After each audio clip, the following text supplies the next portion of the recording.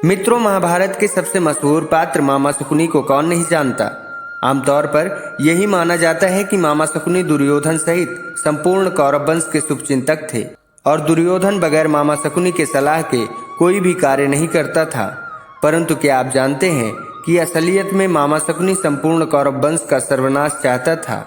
मित्रों, वैसे तो ज़्यादातर महाभारत के संपूर्ण घटना और उनके पात्रों के बारे में पता है, परंतु इस महान महाकाव्य में इतनी ज़्यादा परतें हैं कि एक कहानी के साथ कई पौराणिक कथाएं निकलनी शुरू हो जाती हैं।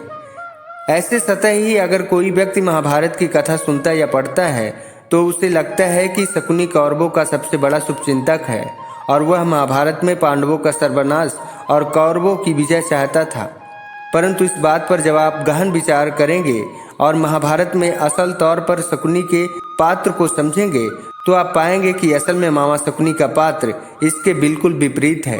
असलियत में मामा शकुनी कौरवों की विजय नहीं बल्कि उनका सर्वनाश चाहता था। आइए जानते हैं इसके पीछे की कथा। मामा शकुनी गांधारी के छोटे भाई थे। उनका जन्म उस समय 16 महाजनपदों में से एक गांधार में हुआ था, जिसे आज के काल में उत्तरी अफगानिस्तान के नाम से जाना जाता है। इतिहास में इसके कुछ नाम कांधार या कंदहार भी सुनने को मिलता है। शकुनी के माता का नाम रानी सुधर्मा और पिता का नाम राजा सुबाल था।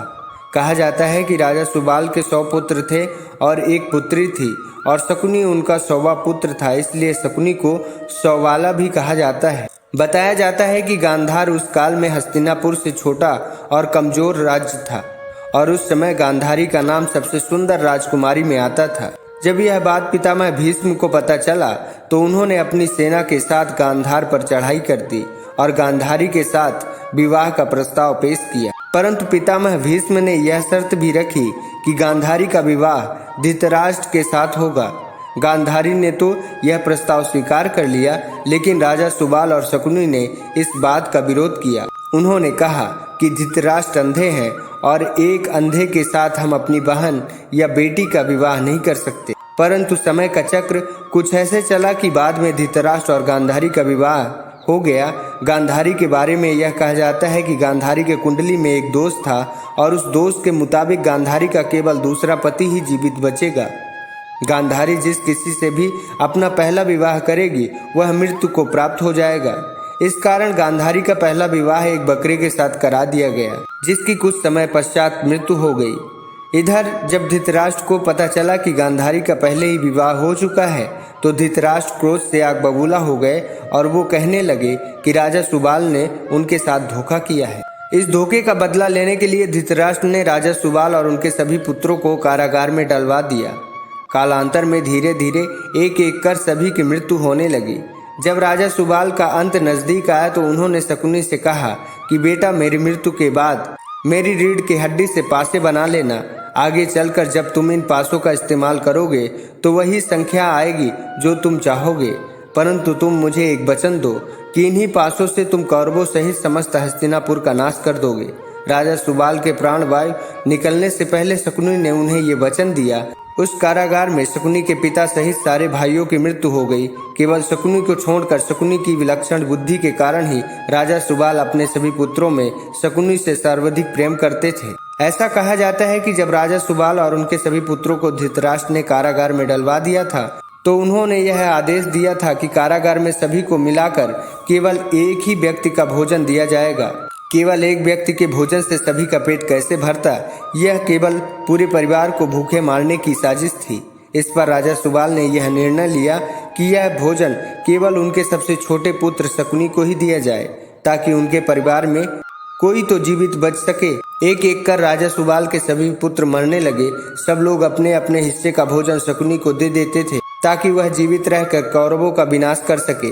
राजा सुबाल ने शकुनी को प्रतिशोध के लिए तैयार किया। मृत्यु से पहले राजा सुबाल ने धृतराष्ट्र से शकुनी को छोड़ने की विनती की, जिसे धृतराष्ट्र ने मान ली थी। शकुनी ने अपने आंखों के सामने अपने परिवार का अंत होते देखा और अंत में शकुनी जिंदा बच गए।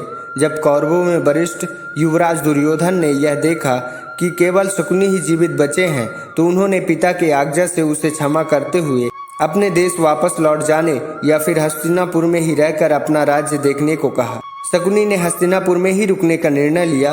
शकुनी ने हस्तिनापुर में सबका विश्वास जीत लिया और 100 कौरवों का अभिभावक बन बैठा। अपने विश्वासपूर्ण कार्यों के चलते दुर्योधन ने शकुनी को अपना मंत्री नियुक्त कर लिया।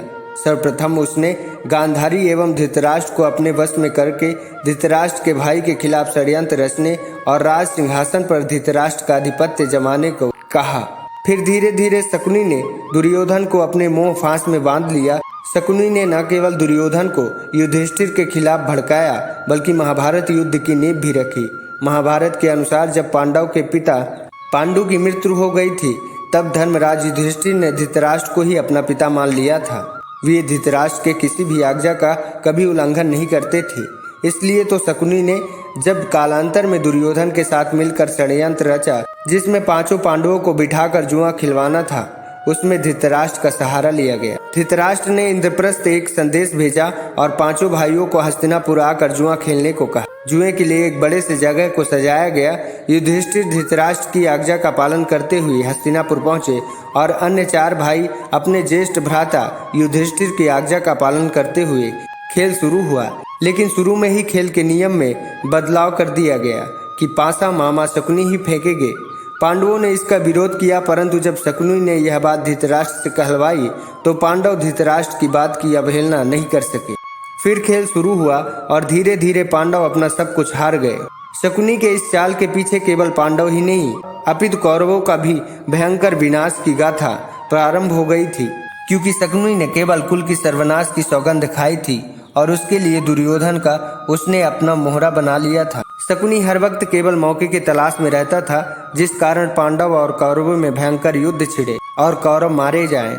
इसीलिए तो जब युधिष्ठिर हस्तिनापुर के युवराज घोषित हुए तब शकुनी ने ही रक्षा गृह पर षड्यंत्र रचा और सभी पांडवों को वाणीवध में जिंदा जलाकर मार डालने का प्रयत्न किया। शकुनी किसी भी तरह दुर्योधन को हस्तिनापुर का राजा बनते देखना चाहता था ताकि उसका दुर्योधन पर मानसिक आधिपत्य रहे और वह मूर्ख दुर्योधन की सहायता से भीष्म और कुरुकुल का संपूर्ण विनाश कर सके। अतः उसने ही पांडवों के प्रति दुर्योधन के मन में वैर भावना जगाया और उसे सत्ता का लालची बना दिया। शकुनी के कारण ही धृतराष्ट्र की ओर से पांडवों व कौरवों में होने वाले विभाजन के बाद पांडवों को बंजर क्षेत्र सौंप दिया गया था, लेकिन पांडवों ने अपनी मेहनत से उसे इंद्रप्रस्थ में बदल दिया। शकुनी ने दुर्योधन के क्रोध और मूर्खता का सहारा लिया और उसे द्रौपदी द्वारा मजाक उड़ाए जाने का बदला लेने के लिए उकसाया।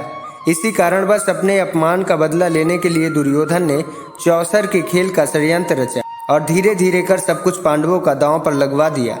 अंत में शकुनी ने ही द्रौपदी को दांव पर लगवाने की साजिश रची थी और सभा में द्रौपदी का चीरहरण करवाया था। कालांतर में इन्हीं सब षड्यंत्रों के कारण महाभारत का युद्ध हुआ।